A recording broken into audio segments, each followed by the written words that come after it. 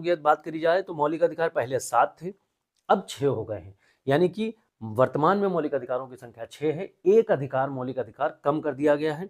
अब देखिए, इसीलिए मैं कह रहा हूं आप हमसे जुड़े रहें। मैं आपको यह टॉपिक इस तरीके से कवर कराऊंगा कि एक एक छोटी से छोटी बात आपको समझ में आएगी और इसके बाद मौलिक अधिकारों में कुछ भी नहीं बचता है, इससे बाहर कोई क्वेश्चन नहीं आएगा, ये मेरी गारंटी है। अब देखिए, पहले मौलिक अधिकार 7 थे, अब 6 हैं। किसको हटाया गया? 44वें संविधान संशोधन, 44वें कॉन्स्टिट्यूशनल अमेंडमेंट 1978 के द्वारा, 44th कॉन्स्टिट्यूशनल अमेंडमेंट संविधान संशोधन 1978 के द्वारा आर्टिकल 31 को हटाया गया, जो कि संपत्ति का अधिकार था। अब इसे हटाया गया तो कहीं रखा गया होगा, इसे रखा कहाँ गया है?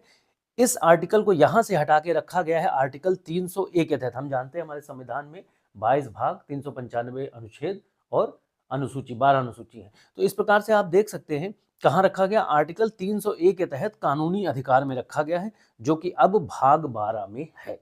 यानी आर्टिकल 301 कहां एग्जिस्ट करता है? भाग 12 में, संविधान के भाग 12 में। तो आपको ये भी ध्यान रखने की जरूरत है कि पहले 7 थे, अब 6 रह गए हैं। एक आर्टिकल हटाया गया तो उसे रखा कहाँ गया, इस बात को आपको ध्यान देने की जरूरत है। एग्जाम में यहाँ से आपको सीधे सीधे प्रश्न मिलेगा। अब देखिए, अगर हम बात करते हैं मूल अधिकारों का प्रारूप किसने बनाया, तो मूल अधिकारों के प्रारूप को वास्तविक रूप में तैयार किया था जवाहरलाल नेहरू जी ने। ठीक है, मूल अधिकारों के प्रारूप को वास्तविक रूप में जवाहरलाल नेहरू जी ने तैयार किया था।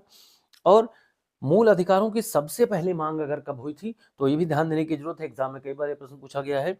मूल अधिकारों की सबसे पहले मांग 1931 के कराची